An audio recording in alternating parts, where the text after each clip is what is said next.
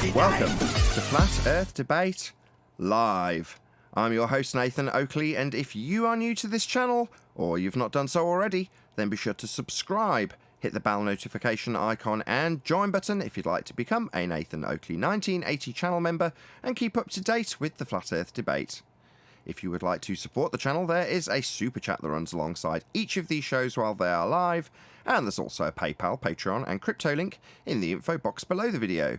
Also below this video, you can get £50 for swapping your UK electricity supplier to Octopus Energy, and this is of particular note if you drive an electric vehicle.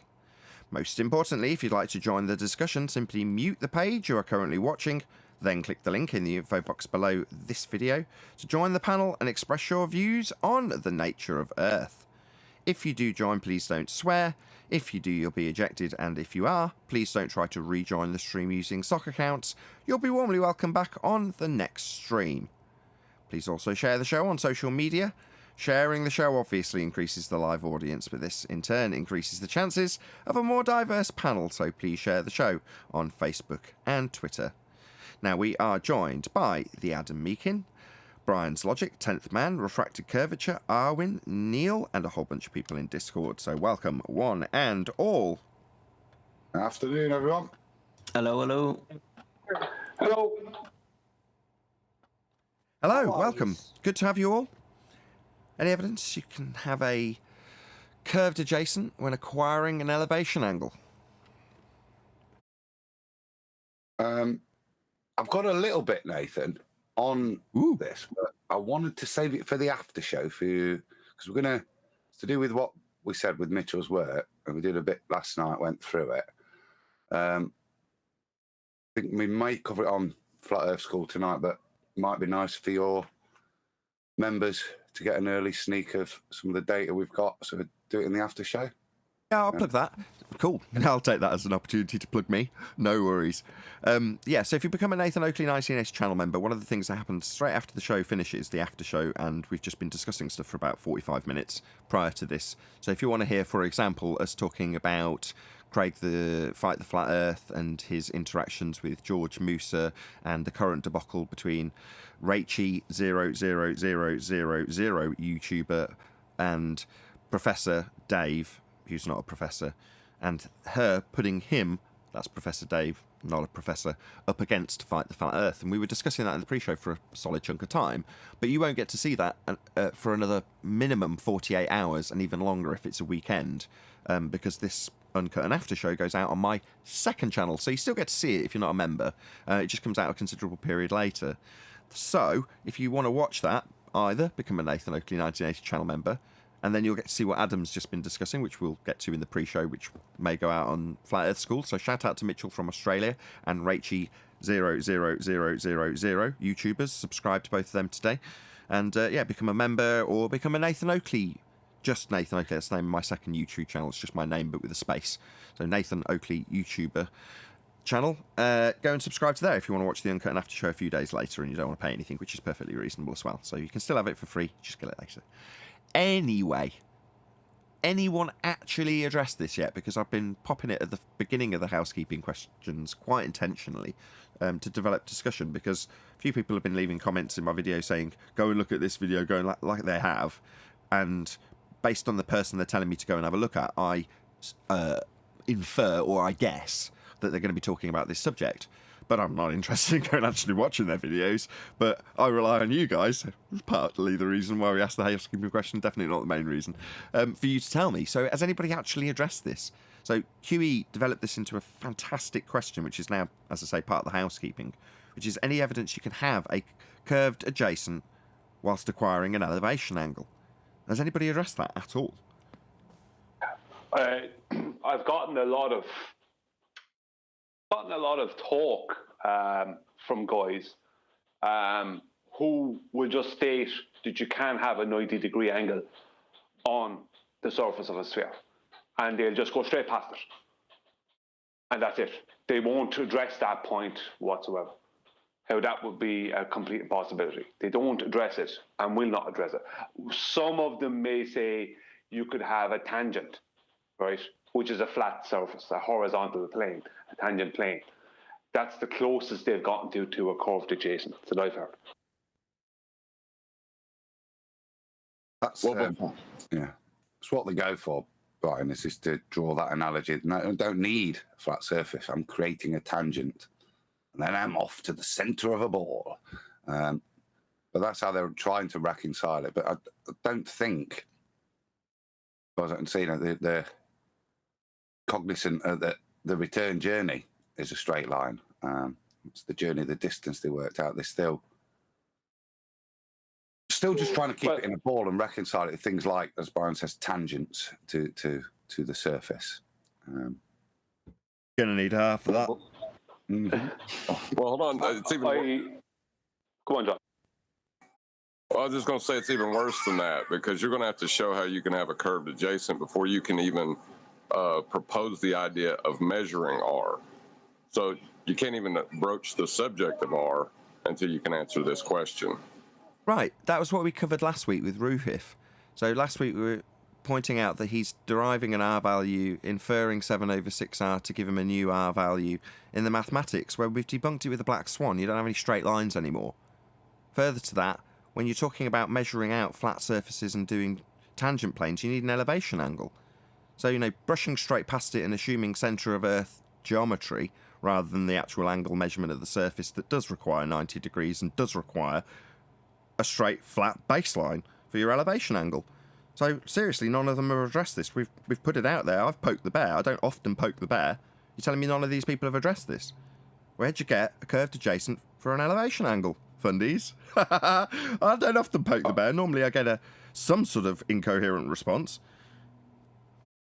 I have heard I have heard that they could use a forced horizontal. Right. So force it to be flat. Is there a rebuttal? Yeah. So force it to be flat. Yeah. That's kind of welcome to flat Earth territory right there. Forced horizontal. What, you mean force out your fundy belief that it's spherical in order to actually achieve an angle measurement by making it horizontal? That'll be flat. Yeah. You can force that all you like. You know it's a sphere because it looks so flat. Exactly, Alan. They are having a serious, it does, and it connects into this exact question. They're having a serious issue with the nautical mile, because the problem is for them to, they're basically denying that the nautical mile is minutes of degree. They're denying it because minutes of degree means an angle, which means curved adjacent on their model. And minutes of degree, 1 for 1, minutes of degree are nautical miles. Without minutes of degree, there would be nautical miles. And I keep on. I've asked this question over the weekend to every rank of baller, and none of them have been able to answer it. Professor Phil did the best he could. What is the origin and purpose of the nautical mile? And none of them can answer it. And most of them don't even realise their own globe claim, which is degrees from the centre of their globe. I probably shouldn't have even said that, because most of them don't even know that. They're denying. They literally have to deny. They're denying the angle part, and just keep on stating that it's a measurement along the surface of a globe, not knowing how that supposedly is anything. Hold on, yeah. You're going to need a curved adjacent for that. You're going to need a curved adjacent. Yeah. So this is the problem, right? This is why this is glorious. The sextant, the general measurement of any angle on the surface of Earth to do anything ever is a big problem, because you have to assume it's flat first. Now, a couple of them have tried to sidestep it and start at the centre of Earth and move it round, like if you imagine you've got a 360-degree protractor stuck at the centre of what they assume is the Earth, with its surface being the outside edge of the protractor. Well, when you do that and you twist the protractor, that's what they're saying is the 1 degree. But in reality, you're measuring it at the surface with a sextant in this example. Therefore, to measure an angle, you've got to have a flat baseline. That's what an angle is, 2 straight lines meeting at a vertex. Well, that angle measurement isn't taken from the centre of a presupposed spherical Earth, and to be measured must be taken from a flat plane. So for them to do anything in this argument, they have to get around the very awkward fact, what was it you said earlier, forced horizontal? We'll get around the fact they've got to beg the question it's flat first. That's going to be a big problem, especially when the next step is to beg the question of R, if you manage to sidestep it because someone doesn't understand the argument, which is you've got to measure an angle. And when you do, you need a flat plane to do it. Now, from there, you might think you can beg the question with the uninitiated. Or, if you're really, really audacious, you'll just ignore the fact that you've measured an angle at all and just start talking about it like it came from the centre in the first place. Like it doesn't matter where the angle came from. I'm just going to assume that we twist a sphere Earth through this 1 degree. Yeah?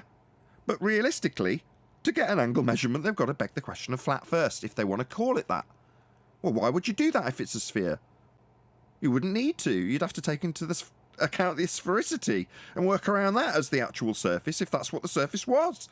It isn't. So you don't even get to beg the question in this argument if you're on the globe side. You've got to assume it's flat first. Where are you going to go from there with us? Talk about it. Well, from there, if I assume it's centre of Earth moving, they haven't got an R value anymore. We debunked that last year. It's 2 years ago now, almost. Just under 2 years ago, we debunked the R value. So you're not going to get to beg it after you've measured the angle on a flat plane. And nothing, in terms of triangulation terms, requires you to assume a sphere thereafter. It's only a fundy belief that's making you justify how your angle measurement from a flat plane is going to work with the sphere, because none of it's necessary. I love that, by the way. Assume it's flat first. Well, the thing about this is that what I found really good, because it does tie in with the elevation, with the curved adjacent argument. What I did find really good about the nautical mile argument is none of them seem to know why it supposedly proves the globe. They don't seem to understand it. None of them seem to know that it's an angle from a 90-degree angle that they make within the middle of a pre-assumed globe. They don't know that. What, so when they're assuming that they can just use a tangent? Well, yeah, see, they go from, yeah, there you go. They're literally using like a 90 degree at the center of the globe. Yeah, but yeah. they're denying the 90 degree then afterwards. Well, they don't even know they're using it. Like, this is what my point is. Most of them don't even know their own globe claim, that it's a 90 degree at the center of their globe that gives them the nautical miles. Where I'm pointing out nautical miles are a measurement along the sky using an angle. And what's an angle? An elevation angle. You can't have a curved adjacent. You know, and they don't want to deal with the surface or anything like that. Yeah, but that's where it starts. Yeah. It's because you're holding a sextant. It's useful. I mean, because people might come across this argument and go, well, are you like literally holding the sextant up as a flat earth proof? It's like, no, it's symbolic. It's symbolic of what it does. It's an angle measuring device. That's all it is. It's a glorified protractor. So that's all it is. So we're saying whenever you measure an angle, flat plane needed. That's basically what the argument is. Now, they want to take it away from the surface. It's like, what is this argument about precisely again? Oh, about the surface of Earth. But you want to go away from that. Yeah, that's because you need to assume it's flat first. And that's going to be devastatingly painful. Now, when Katz did this 8, 9, 12, however many months ago, QE pointed out immediately, when he said, I'll let you have a flat Earth first, it's because he was claiming angular size relationships at Blackpool. So what's he going to do? He's got to assume it's flat first. Now he slipped that dirty detail in by saying, I'll let you have a flat plane first. Nah. Very sneaky wording, but it doesn't change the fact that you had to assume it was flat to measure an angle, to make any of the claims that you didn't measure, Cats. You had to assume it's flat first. Now, while I recognise that you had to do that because QE pointed it out, I'll be honest, it didn't change the fact that I didn't recognise the wider reaching implications which the sextant has drawn to everybody's attention. To measure an angle, you need a flat plane. It's just that easy to summarise. Right, I'll just concede the argument first before proceeding. I'll just concede I've got to measure this flat first. So we're measuring this flat, and then every assertion thereafter will rely on me measuring it flat first. Yeah, that's right, Arwin. I'll just concede it's flat to get any measurements to then beg the question of sphericity that you've debunked with the R value and black swan thereafter. They're sneaky, though. That's a sneaky move. He had to, but he said, I'll assume it's flat. I'll give it you. Do it. I'll give it you. What, the win? Thanks. Thanks a lot. Yeah, well, when I do ball win, I have to do that too. It's only natural. I know. No, but the big part is not realizing that it is a concession as the one saying it. That's the big trick about it. That's the problem with people who are a little bit more intelligent, like cats. Take it as a compliment, cats. The only detriment is that it also is the reason you've got pain. You recognise that issue, and therefore you had to explain it, justify it, and you justified it by reversing it into a positive, or a negative against us. I'll give you a flat plane, look how generous I am. Well, you wouldn't have needed to do that if you were a little bit more dumb. But it also wouldn't be causing you any pain. Now we're highlighting that fact that you would have hoped slipped everybody by. When you said, oh, give it you as flat so I can get an angle to make any of the further claims hereafter, wasn't what you said. But now we're pointing it out. This will be the source of some insomnia. Bless you.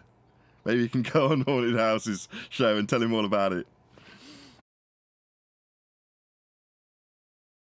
Well, this is why when we say you need a right angle and then show from their own books that requires a 90-degree right angle from the GPU to start to the observer, they go crazy because they know that bottom baseline can't be curved.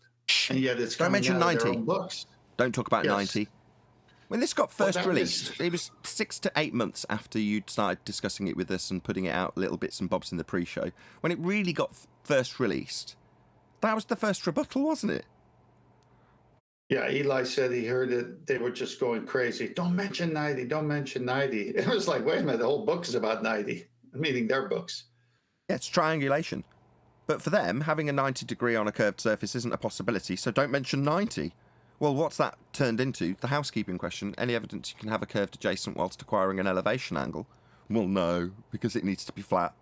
You need a flat earth, don't you? I'll give you that, right? Give us that flat earth? Yeah, we'll take the win.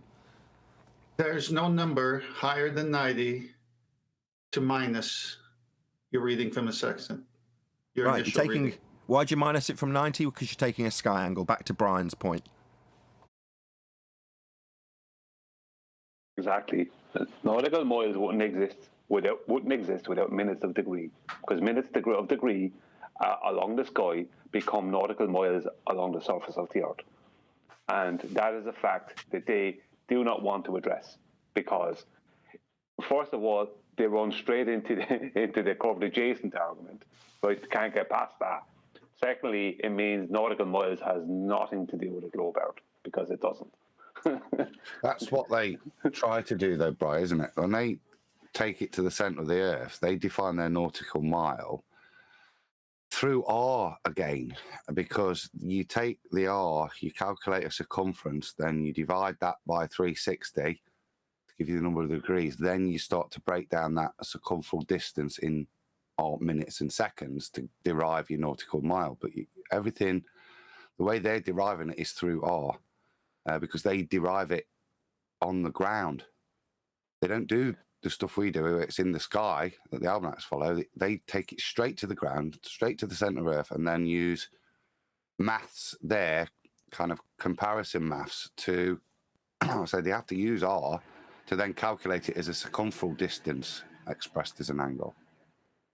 Yeah, I mean, this is the funniest thing, Adam, is none of them seem, I think Professor Phil did, I'm not sure, but I can't say for certain if any of them that I spoke with over the weekend, which is a lot, not just the weekend, sorry, or last week, which is a lot, I don't know how many of them I dealt with, knew their own claim. They didn't even know, or else they weren't just not willing to state it, because it means they have to state or. That basically, and I threw it out there, I threw crumbs out there, I says, all the nautical mile is, right, is minutes of degree that are then transferred onto the surface of the Earth as nautical miles.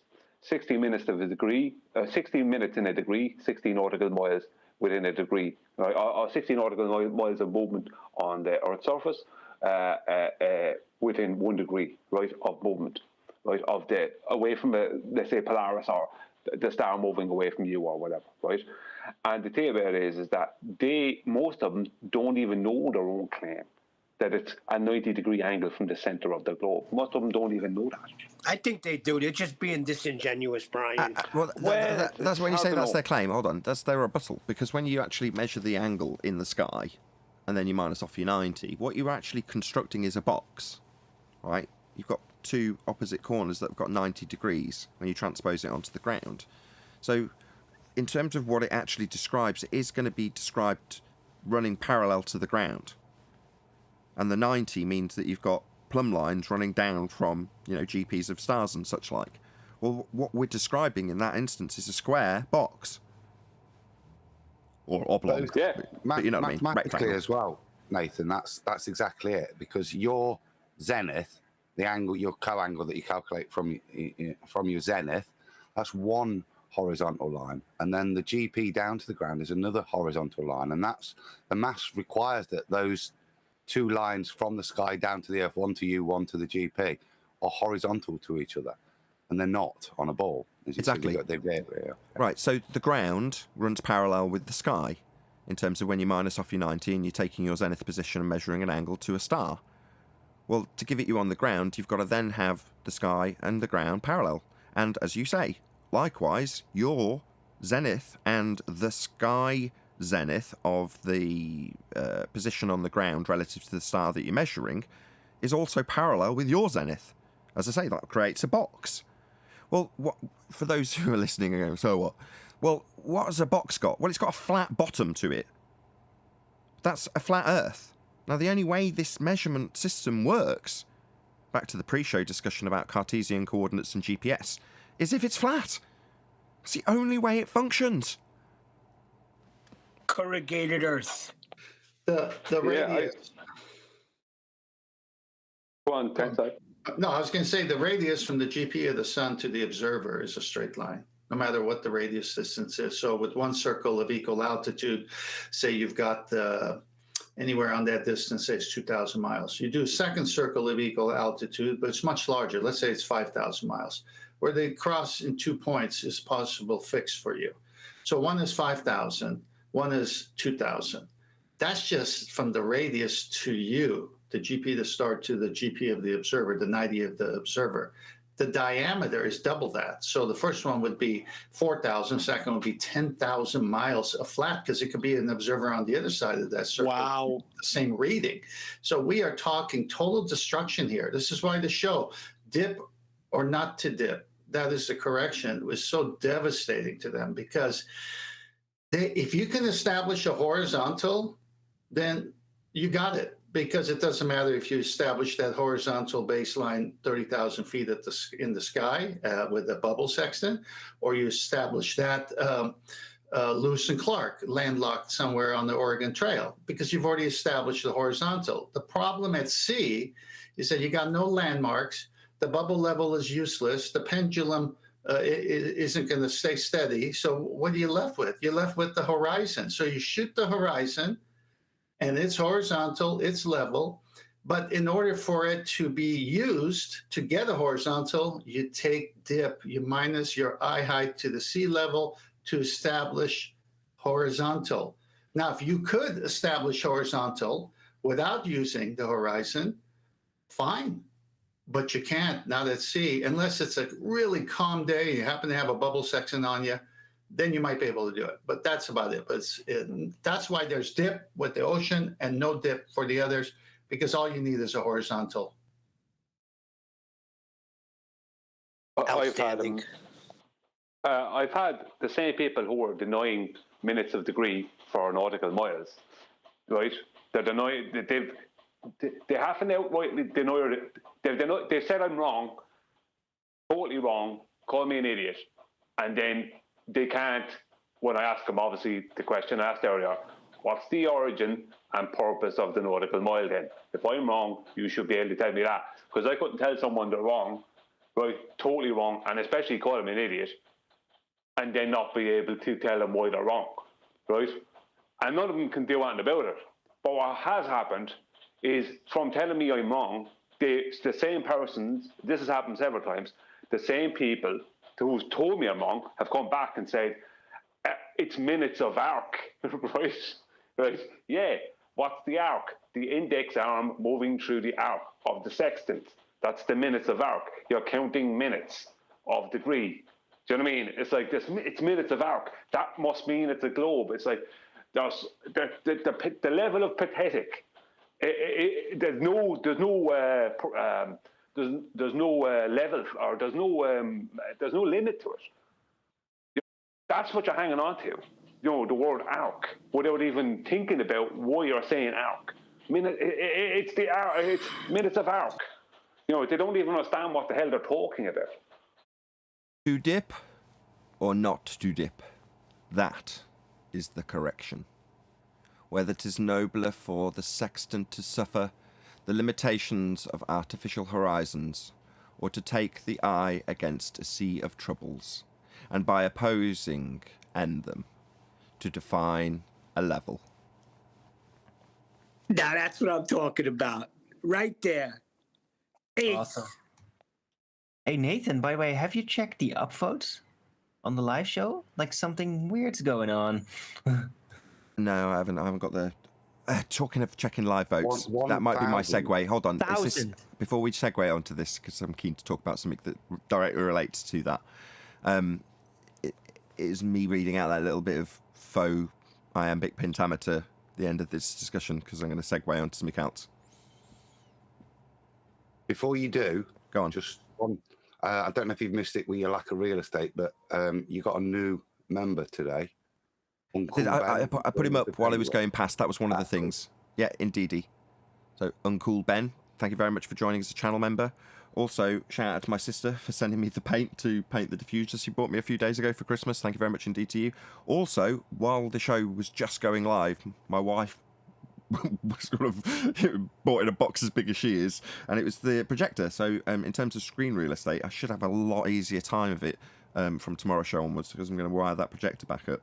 So brilliant news. I'm very, very chuffed about that. That's just literally come through the door, which means that I would have the screen real estate to answer Arwin's question, to see what was going on in the live stream, but I don't have enough space to actually monitor what's going on the live feed itself. I've got my studio feed up. What's going on in the live feed that I need to be aware of? Is it something bad? No, it's good. Or it's weird. There's 103 watching right now, which is pretty normal, decent. But yeah, you got a 1K upvotes. Like, That'll what? just be a glitch. Yeah, that's a glitch. Probably. Okay, so there's a glitch on the upvotes. I have no idea what that's going on. I've seen weirder. Yeah, I'm sure it'll correct itself. Knowing YouTube, they just correct those sorts of things.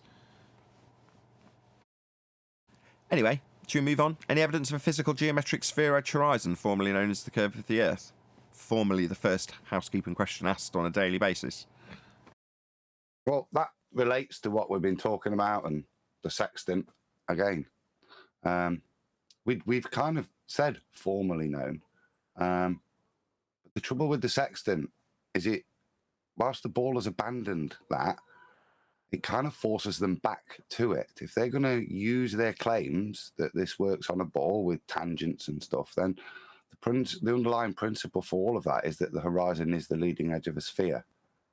To dip or not to dip, within their nonsensical maths that tries to explain it, all of that realizes the horizon as the leading edge of a ball. So I think from a baller's perspective, yeah, they're back where they were 3-4 years ago. They're back at the Isle of Man if they are going to bait the sextant as proving something. Because in their world, it defines the horizon as the leading edge of a ball. Black Swan.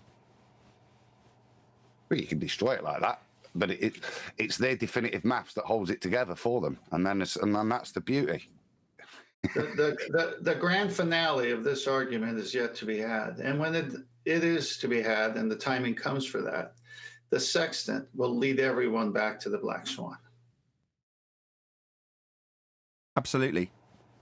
They thought sticking their heads in the sand for 23 months in regards to the Black Swan would mean that when it came to now, not that anybody had the foresight to know what was up 10th man's sleeve, they've just reverted back to days of, as you say, Isle of Man discussion, where they're claiming physical obstruction based on the geometry. Well, that's a physical horizon. Yeah, we've debunked it. Can't be beyond the limitations of the physical geometry. You can't get R if it is. It's the end of the argument in terms of you begging that question, and you can't beg it prior to assuming it's flat with the sextant argument. I mean, it's a good time to be a flat earther. It's a shame there's far less people. This show at its peak was getting 300 people watching. Then Congress stepped in and said we need a tramp stamp and we're fringe content, blah, blah, blah, blah, blah. But I'm still elated that there's like 115, 116 people watching, and that's down to the people who share the show. So please share the show. As we're on a roll, we're sitting pretty. And earlier in the pre-show, we were talking about, the longevity of the people on the anti-flat Earth side of the fight. We're kind of discussing how they're fighting amongst themselves, throwing each other under the bus, decrying original globe rhetoric where it stands in the way of anti-flat Earth rhetoric, and so on and so forth. But, you can't stomach that kind of behaviour mentally for too long. You can't do it. It'll mess you up. Now, for me, I could do this. It's a bit stressful to run this show. Even when the fundies do come in, I'm like, great, I'll trim that out, and that's a useful teaching tool. Great, wonderful, extra material if you want to look at it in that way from a YouTube perspective. But we're all sitting pretty, right? None of us spend our day fretting about proving Earth's flat. Back in the day we did, when everyone was out doing laser tests and all that sort of garbage. No offence to people doing laser tests. But go on, Brian. Yeah, I won't. I'll be quick, then. The funniest thing is, I've had people say to me, Wally, your man, whereas Wally was one of them, and other people have said it to me, that we are supposedly scared because they pointed out within the sextant manuals, whatever else, that they use R, right? That they're using R, right? But what they're doing, this is the funny thing about it. You go back to your Bowditch or any of the rest of them, right? It's all clearly stated, right, that they are doing a dip, right, not to the visible horizon, but they're going past that to a mathematical geometric horizon. And then they're coming back up with the height of void correction and making a horizontal plane along the surface of the water underneath the boat. But they're mathematically dipping to past the visible horizon to a mathematical geometric horizon. So what these fellas don't seem to understand is that it doesn't matter if Bowditch or anyone else states it, they're begging the question. They don't care who they are. They're begging the question. Where is the measurement of this R? And what did they do after that? Well, can I ask you a question? When you do Yeah. that, obviously, in your scenario, you've got these people assuming that this R value is coming from the centre of Earth in terms of twisting the protractor, as I described it earlier. Now, bearing in mind that the R is going to be based on the compass being at your feet when you take the measurement, do any of them actually recognise that the angle measurement in the first place is coming from the surface, and when they take an elevation angle, their description with an R that comes from the centre and a tangent defies the use of an elevation angle? Do any of them actually appreciate what the argument is yet, is what I'm getting at, Brian? No, because they're only looking at the first part, which is the dip correction. And mathematically, or what's going on with the dip correction is it's not just going to the visible horizon, it's being brought by Bowditch and other people to a mathematical geometric horizon, which is basically the likes of Bowditch and them admitting that we can't see this supposed geometric horizon, and the horizon we see has nothing to do with it. So none of them get past that point. They only get to that point, and they don't get past that point. None of them address height of void correction or anything, because that all leads to an elevation angle, 90 degrees. Right. And they never get to that. Exactly. So when they're doing it, they're describing this dip like it's sphere related, which it isn't. It's a height correction above your elevation angle. Well, the dip that they're describing suddenly flies in the face of the process when you're using a sextant. You're trying to establish horizontal. You're not trying to point it at something that's falling away from you at a varying rate depending on your altitude, on the assumption that you're on a sphere. That is not what the tool's doing. You're establishing a horizontal with it. So when they say, oh no, I think 10th Man had Bob the Science go over a barrel with this exact point. So his claim is that the horizon's lower than the horizontal then. Oh yes, dipping away from us. So well, that flies in the face of the process and the tool then, doesn't it?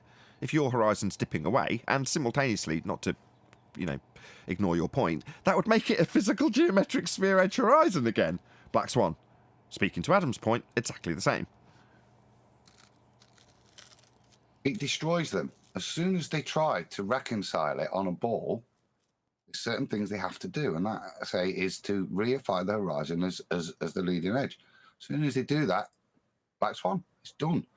To try and use it on a ball, they have to reify the horizon. Otherwise, you can't. It's a paradox for them again, isn't it? Yeah, and it's back to the position where we might get people throwing out whatever crap they can hopefully get to stick against the wall on their own channels. But back in the day, before we realised that they were reifying physical geometric sphere edge horizons based on an R value that they couldn't measure, it's debunked by the Black Swan, and further to that, the plane and angle measurement in the first place, which they don't account for in the globe maths, would need a flat plane to measure. You know, prior to all of these basically devastations of any globe claim that can be made, they were here, in our face, telling us how stupid we were, because we didn't understand how to just assume R and assume the horizon's a physical sphere edge and then assume that the missing part is blocked behind the physical sphere edge, now debunked by the Black Swan.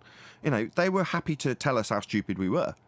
Nowadays, that's not the case. The only people who come by our way with an open door are the people that think they might get 3 Bitcoin out of it. That's the only people. Why? Because they've got nothing to offer anymore. They know where it'll end. It's only so much burying your head in the sand for 23 months can do when it comes to you actually presenting a new argument. You know, Ruhif being the most typical example, well, I'll just revert back, rinse and repeat, and say the horizon's geometric again, so I can start deriving things from it. No, it isn't. Where you been for 23 months? In a coma? No, Black Swan, you can't derive an R from a non-geometric sphere edge horizon that you haven't got, and we've only got one horizon. It's not geometric. So what are you going to do? Well, you can use it to establish a horizontal, unless you're assuming that that horizontal that the tool, sextant, is actually acquiring, is dipping away from you. Further to that, you're never going to get an elevation angle because the surface is curved. So none of this ties into anything that's ever going to prove a globe. And in the case of sextant arguments, we've said it about 5 times on this show, you're going to have to assume it's flat first. So where are the hordes of globe believers and indeed anti-flat earthers coming here trying to rip apart, our positive assertion? It's not that often, it's not very frequent that we make the positive claim. But in this instance, we are. Well, other than tertiary people coming to have a little dabble at this, nobody's stepped in. Bob the science guy comes in for a few minutes and then runs away. Only to talk to his echo chamber. That's what's happening. Bob's literally, I think, the only person who stepped up is Bob. Am I correct? I'll give him props if it is literally just him, because at least to a certain extent Bob's stepped up, right? Bob the science guy I'm talking about. Yeah, but he just comes in to get sound bites from you, Nathan. He's Doesn't very matter. disingenuous. So, don't just give me the... What's anybody else doing to step up to combat the fact that you need a flat plane to measure any angle ever? Hence, conspiracy cats having to say he'll give it us, just so he can make his claim. Well, who's stepping up to challenge this? Nobody. Bob is the only one. So while you want to say, oh, he's coming in and he wants to claim he's getting sound bites when he's had his ass handed to him, at least he's here. Props to you, Bob. I don't care what my panel says. Yeah, but the thing is this too. 1 second, Brian. This speaks volumes because there is no rebuttal. There's only one question. Yeah. There's only one question hanging out there before I let you all loose on each other. How do you get an elevation angle if you've got a curved adjacent? That's the question left out there. If anyone wants to go out and say, oh, well, he doesn't even know what the question is. I know they all watch. They all leave comments. They all make videos about me. None of them I watch.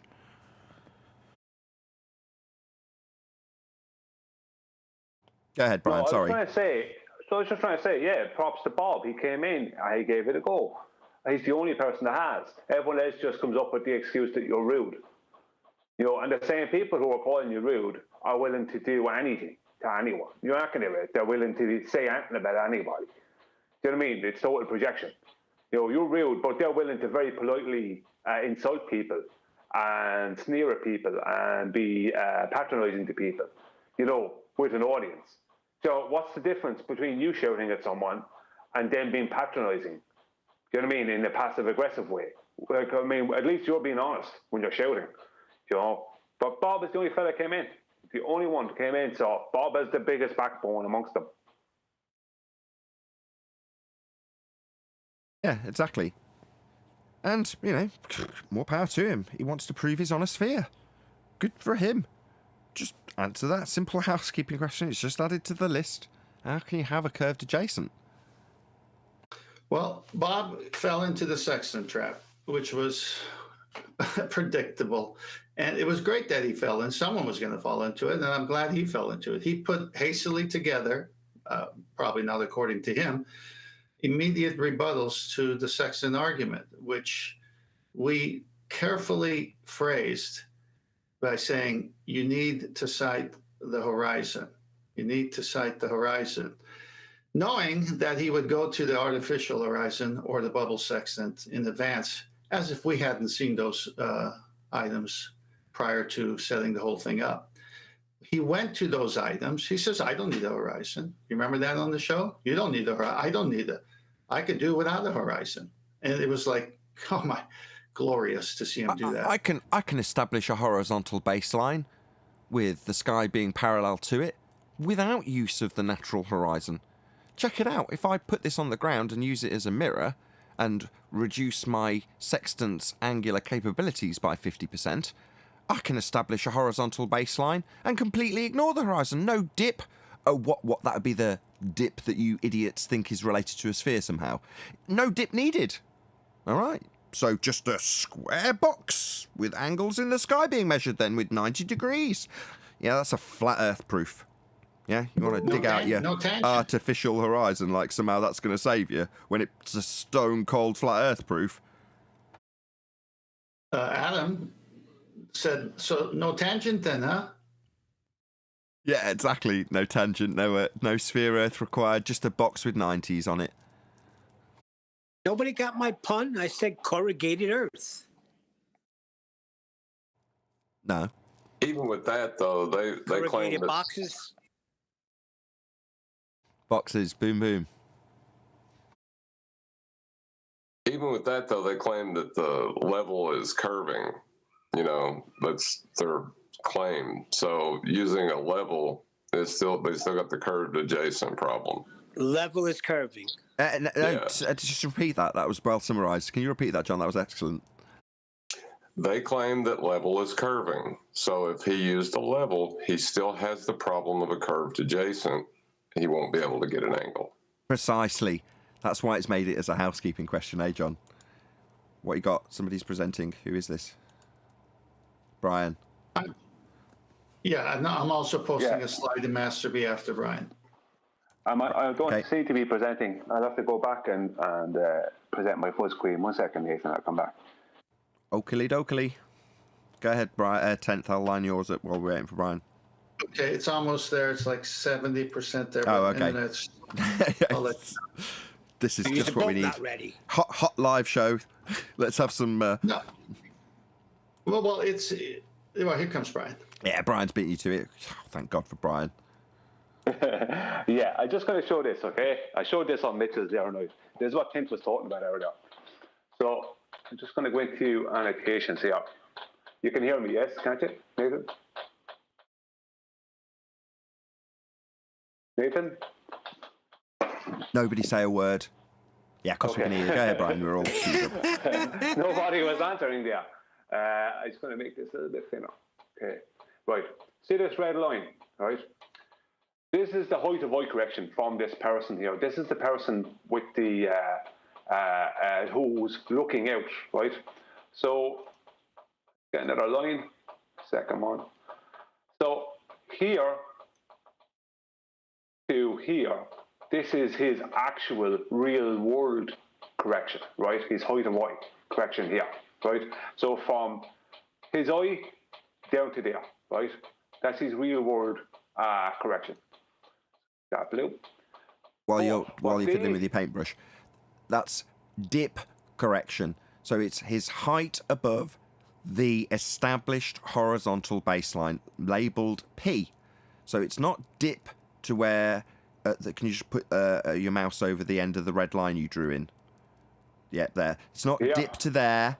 It's dip to correct for his height above P. Go ahead, Brian. Yeah. Well, that's where I'm going to, Nathan, right? So now I'm going to put this red line over this black line, right? Now, this is the sneaky thing that they've done here, right? As they've brought this black line up past the guy's head, so you don't think about his eyes. You don't think about the observer then. You're just thinking about this line down to this geometric mathematical horizon. Whereas out here is the actual visible horizon, the real horizon, whereas they're bringing a line that's from above his head, through his head, and as a tangent touching their geometric horizon in one position. And then this is supposed to be their dip here. So their dip that they're trying to work out is between the actual surface of the water and their mathematical geometric horizon. But if we bring this line here, this red line, down to his eyes, then that changes everything. Because now it's obvious that he's not seeing any of this, and we're looking at things coming from where his eyes are, right? So if we want to correct for height of eye, right, using their version, so I'm going to bring it back up to past him. So if we want to correct for height of eye, right, this is their little dip thing here, going down to their mathematical geometric horizon. If we want to correct for this part, the actual real correction, we have to bring this to here, but then we have to bring this part side here back up to here. So all they're doing is pre-assuming a mathematical geometric horizon, and within their calculations. But then they're bringing it back up, because once they bring down this side, they have to bring back up this side, and they're left with what? The exact same thing as if you brought this blue line down to there. The exact same thing. A horizontal underneath the person's feet, or underneath the bow, or the hull of the boat. So that's that. Perfect. Thank you, Brian. Yeah, excellent. I love it when people have got illustrations. I can never be bothered to do anything like this.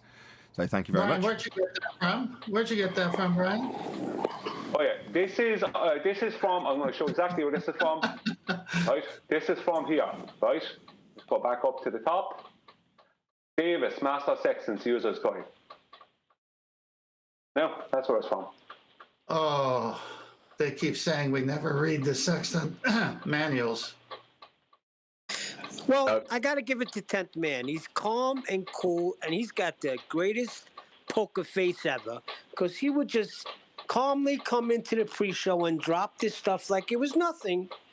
And then meanwhile, it's devastating. Well, I think it might be a good time to point out the difference between a reference and a citation, and how you don't have to hold all the same views of your reference. John, before you do that, can I get in a pun after Neil's statement first? Thank you. Yeah, I came in with a straight hand, Neil. Who's making that noise? Tap, tap, tappy, tap, No tap. idea. Is that you, Sorry, Brian? that was me. Sorry, I'm sorry. Hell. After that, bad boy. Did I miss the pun? Yeah, I said I came in with a straight hand with my poker. Yeah, but you used to come in so calm. Yeah. It's the year of the sexton, and drop these things on us, to the point where Eli even said, "Can you get a presentation with this? This is devastating." No, it was QE. Hurry up and put a presentation. I say, hold on, hold your horses. John's got to go because I interrupted him. But Nathan, is that slide coming over? No, unfortunately not. I was just about to mention that. Okay, I'll try it's not again. necessarily a good thing. Don't take this the wrong way, 10th Man, but I am knocking you in a way. So 10th Man only gave the information out because he was tentative about it, but he disclosed that. Now, it's useful because I need 10 repetitions of the same thing to get it to sink in, typically. And from that point of view, it was very useful that he just sort of drip-fed us with the information as he was researching it. But he didn't put a presentation together because he was like, no, I want to be 100% certain what I'm saying if I ever do one. Now, obviously, since then, he's done multiple presentations on it. But that came after he'd just let us in on what he was researching. So while QE was right to say, look, just get a presentation together, because that's how it has the most impact. So just so it's not knocking 10th Man, I'm going to recite a story that occasionally I'll drop in here, which is back, it's probably 6 or 7 years ago now. When I first started doing this, I interviewed a very nice lady called Robin Poe. And Robin Poe, ex-army, she used to be an engineer. She'd be out putting up these relays for broadcasting and receiving telecommunications or whatever it was they were doing with these antennas. Anyway, the book said that they were supposed to be separated, let's say it's 20k apart, these relays, to carry the information around. No reasoning given, that that's just how it's supposed to be done. Now, she was out in, she said it was in Ferrari, out in Italy, where they made Ferraris. Anyway, she's on a hill, and she can't get a connection from the previous relay. So what does she do? She turns the transceiver towards the original source and gets a perfect signal from 115 miles away. Huge distance. Now, when she did this, she thought, well, wonderful, it works. Nothing else required. So she gets on with her day, but she gets in a lot of trouble. Suddenly there's senior supervisors and people high up the chain being called in, and they're all having meetings, and then she's hauled in and hauled over the coals. And she's like, well, what's the problem? It works. And the reasoning she's given is, I don't like it. Take it down. I don't care if it works. It's not by the book. Take it down. Now, after the fact, she's explaining to me that since, at the time for her and I, it was a very new subject, Flat Earth has come along, she suddenly had a moment of clarity and was like, bloody hell, fire! That shot wasn't possible unless the Earth was flat, was something she didn't say in the interview. Now, the reason I highlight that was because after the fact, I asked my mother if she'd watched the interview. I was new to YouTubing and wanted to know if she'd watched it and I'd done a good job, like you do, ask your mum. And she was like, yeah, what was the point she was making? In other words, she didn't get the point. What she did do was say, I did the shot at 115 miles. And yeah, wow. And I agreed and went, yeah, wow. But at no point did either of us say, because Earth is obviously and measurably and transmittably flat. Nobody did that. So the point got lost.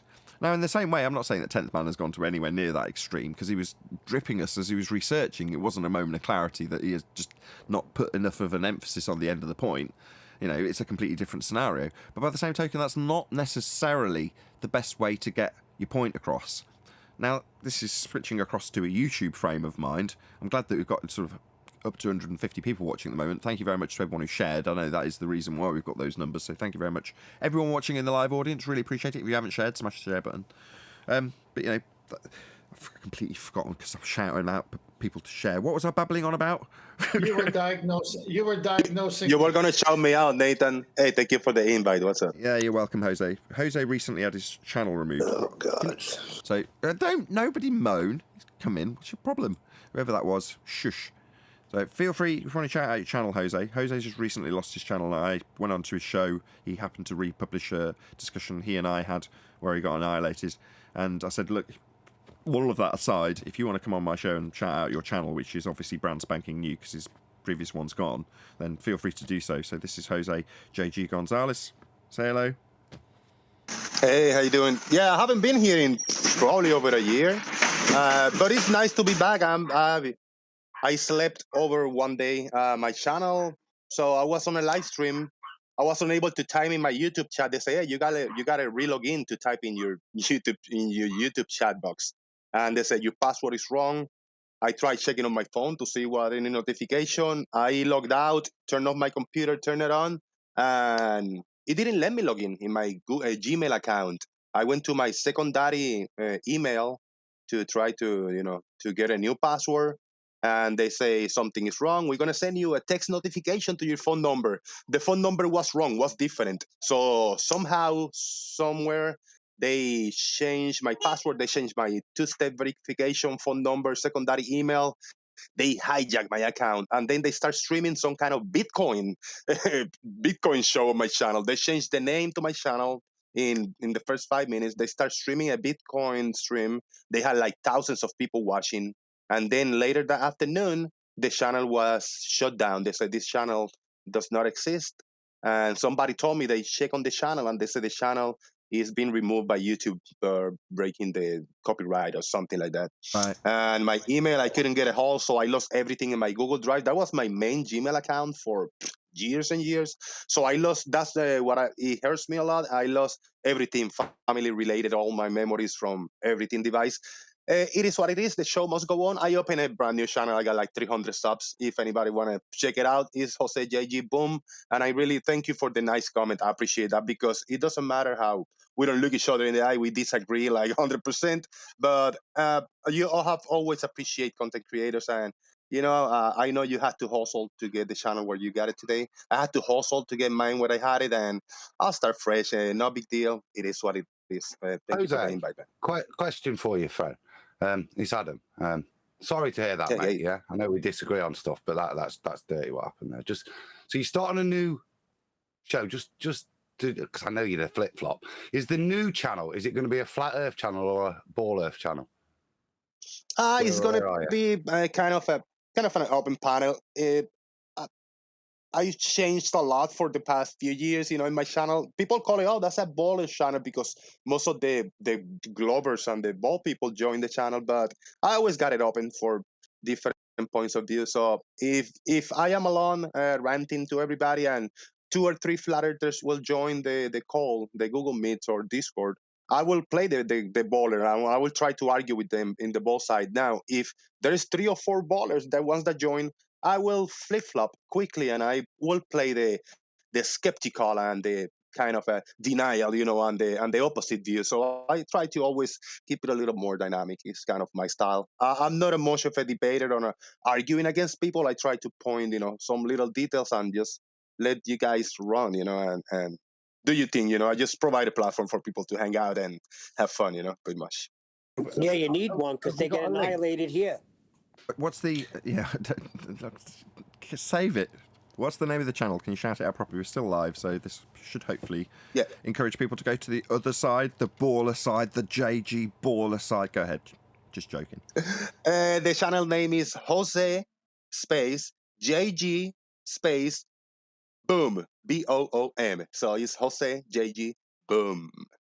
And if you check on it, it's got the logo, my ugly mug, ugly face, little avatar, and it's got probably like 300 subscribers. Small channel. Perfect. Well, as a YouTuber, I wish you every success. As a flat earther, you are most definitely you're not the enemy. I actually couldn't care less. But with that, I'm going to say, if you are watching this on either Nathan Oakley 1980 or Nathan Oakley Premiering Streams, then stay tuned, as there will be an after show to follow. Unfortunately, if you are watching this live, this is where we bid you farewell. So a huge, massive, enormous thank you to all of you. Smashed the super chat, liked, commented, shared, subscribed, smashed the PayPal link, and all that good stuff. Once again, stay tuned if you're watching on a premiering stream. I've been Nathan Oakley, and I will see you all in the next video.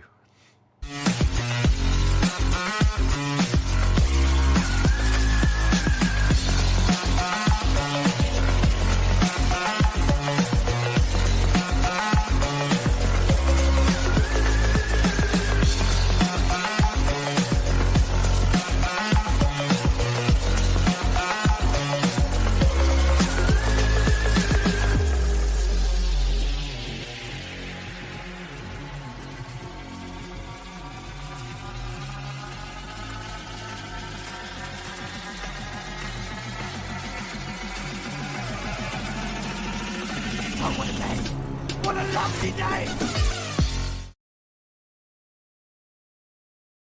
Shout out to Inspector Gadget, who says, I won't be subbing.